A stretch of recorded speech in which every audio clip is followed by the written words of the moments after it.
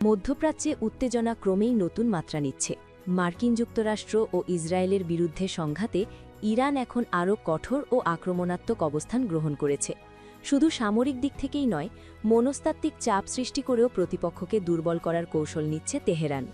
সম্প্রতি এক গুরুত্বপূর্ণ বক্তব্যে ইরানের সশস্ত্র বাহিনীর মুখপাত্র ব্রিগেডিয়ার জেনারেল আবুল ফজল শেখারচি স্পষ্ট করে জানিয়েছেন, এই সংঘাত শুধুমাত্র প্রতিশোধের জন্য নয়, বরং এটি একটি সুপরিকল্পিত কৌশলগত লড়াই।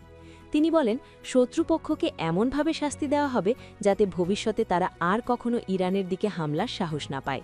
তিনি আরও জানান, ইরানের লক্ষ্য শুধুমাত্র তাৎক্ষণিক জবাব দেওয়া নয়, বরং দীর্ঘমেয়াদের সকল হুমকি সম্পূর্ণভাবে নির্মূল করা। এ কারণেই কোনো সাময়িক যুদ্ধবিরতির পথে হাঁটতে রাজি নয় তেহরান। তাদের প্রধান লক্ষ্য স্থায়ী নিরাপত্তা নিশ্চিত করা। যুদ্ধ শুরুর পর থেকেই ইরান ধারাবাহিকভাবে ইসরায়েলি ভূখণ্ড এবং মধ্যপ্রাচ্যে অবস্থিত মার্কিন সামরিক ঘাঁটিগুলোকে লক্ষ্য করে ক্ষেপণাস্ত্র ও ড্রোন হামলা চালিয়ে যাচ্ছে। ইরানের দাবি অনুযায়ী ইতোমধ্যে 93 দফার বেশি হামলা পরিচালিত হয়েছে, যা এই সংঘাতকে আরও জটিল ও তীব্র করে তুলেছে। এদিকে কৌশলগতভাবে অত্যন্ত গুরুত্বপূর্ণ হরমুজ প্রণালীর ওপর নিজেদের নিয়ন্ত্রণ আরও জোরদার করেছে ইরান। বিশ্ব জ্বালানি সরবরাহের একটি বড় অংশ এই প্রণালী দিয়ে পরিবাহিত হয়।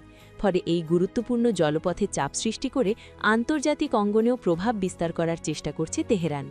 শেখারচি দাবি করেছেন, এই প্রণালী সচল রাখতে যুক্তরাষ্ট্র তার মিত্রদের সহায়তা চাইলেও অনেক দেশ সরাসরি এতে সম্পৃক্ত হতে আগ্রহ দেখায়নি। তার মতে, বৈশ্বিক রাজনীতিতে যুক্তরাষ্ট্রের প্রভাব ধীরে ধীরে কমে আসছে।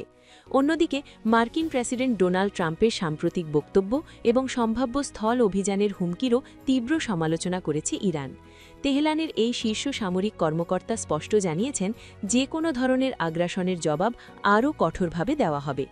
আন্তর্জাতিক বিশ্লেষকদের মতে ইরানের বর্তমান অবস্থান ইঙ্গিত দিচ্ছে যে এই সংঘাত এখন আর শুধুমাত্র সামরিক লড়াইয়ে সীমাবদ্ধ নেই। এটি একটি দীর্ঘমেয়াদী কৌশলগত সংঘাতে রূপ নিয়েছে, যেখানে সামরিক শক্তির পাশাপাশি অর্থনীতি, জ্বালানি এবং কূটনৈতিক সম্পর্ক গুরুত্বপূর্ণ ভূমিকা পালন করছে। সব মিলিয়ে পরিস্থিতি এমন এক পর্যায়ে পৌঁছেছে যেখানে দ্রুত সমাধানের সম্ভাবনা ক্রমেই ক্ষীণ হয়ে যাচ্ছে। ইরানের কঠোর অবস্থান স্পষ্ট করে দিচ্ছে যে এই সংঘাত সহজে থামার নয়, বরং সামনে আরও বড় এবং জটিল পরিস্থিতির সৃষ্টি হতে পারে মধ্যপ্রাচ্যে।